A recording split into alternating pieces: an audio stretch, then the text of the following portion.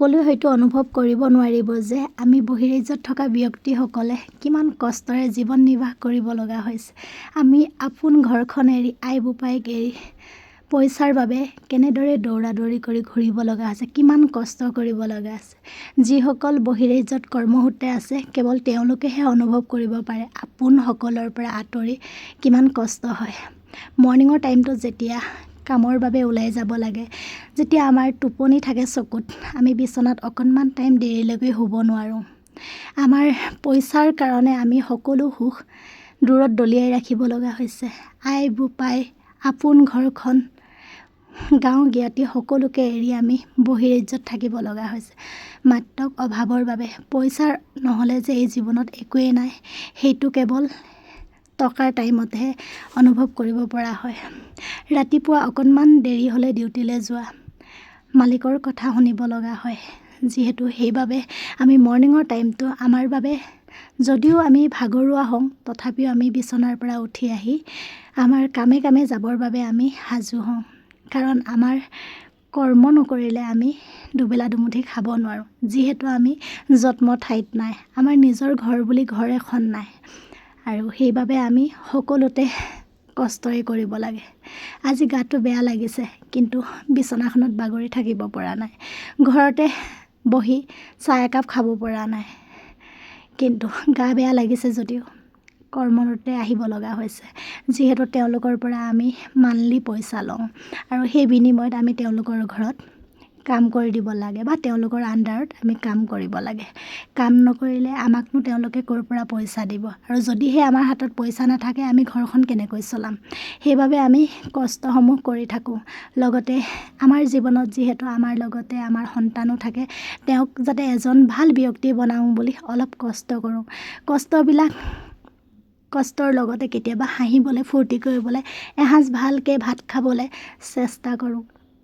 হয়তো আমাৰ এই কষ্টসমূহ আপোনালোকে দেখি নাপায়, কিন্তু আমাৰ এই মিচিকীয়া হাঁহিটোহে আপোনালোকে দেখে। অনুভৱ কৰিব যেতিয়া আপোনালোকে সকলোকে এৰি আপোন ঘৰখনৰ পৰা যেতিয়া আঁতৰি থাকিব, তেতিয়া কিমান দুখ লাগে সেইটো কেৱল আপোনালোকে বুজি পাব। সকলোৱে অনুভৱ কৰিব নোৱাৰে বুলি সেইবাবে ক'লোঁ। হয়তো কোৱাত মোৰ কিছু কথাত ভুল হ'বও পাৰে, কিন্তু নাজানো, কেতিয়াবা বহুত দুখ লাগে যেতিয়া সকলোবিলাক বিচাৰোঁতে, সুখ বিচাৰোঁতে দুখৰ উপৰি দুখ পোৱা যায়। যিহেতু আমি পইচাৰ বাবে দৌৰিছোঁ, সেইবাবে আমি পইচাৰ কাৰণে সুখ বিচাৰিছোঁ, কিন্তু আমি যে কিমান দুখ বুকুত লৈ জীয়াই আছোঁ। মা দেউতাক অকণমান লগ পাওঁ বুলি লগ পাব নোৱাৰোঁ। মা দেউতা কাষত গৈ কান্দিবগৈ নোৱাৰোঁ। মা দেউতাক বুজাব নোৱাৰোঁ আমি কিমান কষ্টত আছোঁ। কেৱল মুখত এটা মিচিকীয়া হাঁহি লৈ জীয়াই আছোঁ। কাৰণ কষ্ট কৰিছোঁ যাতে ভৱিষ্যতলৈ অলপ সুফল পাওঁ বা ভালকৈ থাকোঁ বুলি। এসাঁজ ভাত ভালকৈ খাইছোঁ, কিন্তু আপোনসকলৰ পৰা আঁতৰি থাকি সুখত থাকিব পৰা নাই। আপোনসকললৈ সদায় মনত পৰে।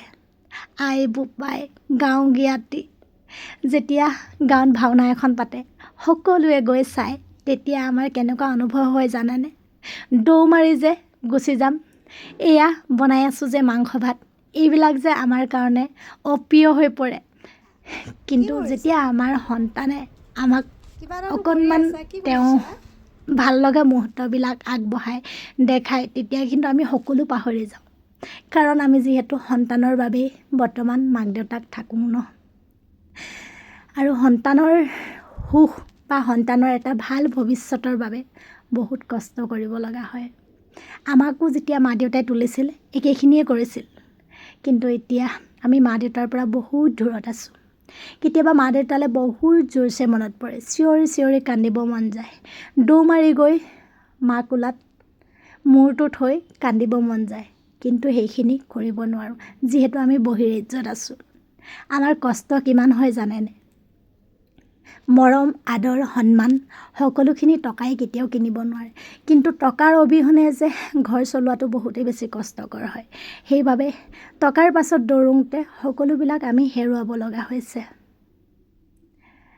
আপোনালোকে আমাক মৰম দিয়ে, ছাপোৰ্ট কৰে, তেতিয়া আমাৰ ভাল লাগে। কাৰণ সকলোকে পাইছোঁ যেন লাগে।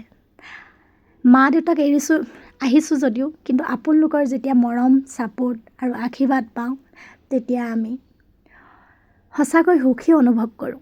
সেইবাবে কওঁ বেয়াকৈ নক'ব, কাৰণ কিমান কষ্ট হয় বহিৰাজ্যত থকা ব্যক্তিসকলেহে কেৱল বুজি পায়। ৰাতিপুৱা গধূলি অনলি আনৰ কথা চিন্তা কৰিব লগা হয়। নিজৰ সুখখিনিও আনৰ বাবে হেৰুৱাব লগা হয়। হয়তো কওঁতে ক'ৰবাত ভুল হ'ব, হৈছে, ক্ষমা কৰি দিব। আপোনালোকৰে সৰু ভণ্টি বাইদেউ বা কিবা এটা বুলি ভাবি। ল'ৰাটোক এটাই শিকাইছোঁ, কেতিয়াও স্বাৰ্থপৰ নহ'বা, কেতিয়াও আনৰ ওপৰত নিৰ্ভৰশীল নহ'বা।